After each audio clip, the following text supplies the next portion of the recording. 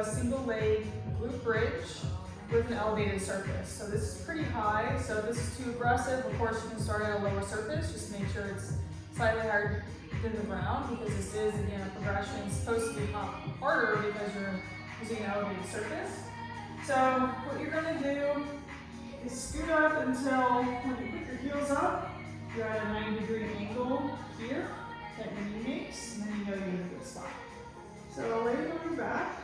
What you're going to do is you can actually start with maybe warming up with both legs just to see what it feels like. I really want you to be able to feel your butt. You're going to feel your hamstrings too, but again, emphasize squeezing your glutes until you, again, kind of get used to this elevation. And then what you're going to do to progress is you're going to hug in one side and kind of lock out the pelvis, and then you're emphasizing using one side. So again, digging through the heel, maybe preemptively squeezing the glute, and then coming up into your bridge. Come up as high as you can to lock out the hip.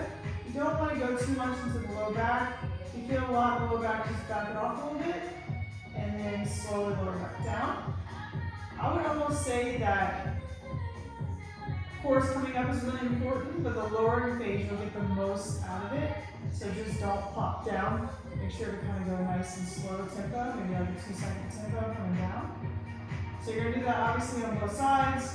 If you're kind of like in an in-between, where this is, pretty easy, but this is too hard, you can't lock out the hip in a full extended position, what you can do is come up with both, and then lower with one side. Lower with both, lower with one side. That's actually really good. But anyway, you want to emphasize that you are working through every possible degree of range of motion that you have, so that you're strong throughout that full range, and it'll make your hips more mobile as well. But anyway, don't cheat yourself. So do whatever variation that is appropriate for you at this time, and then progress from there.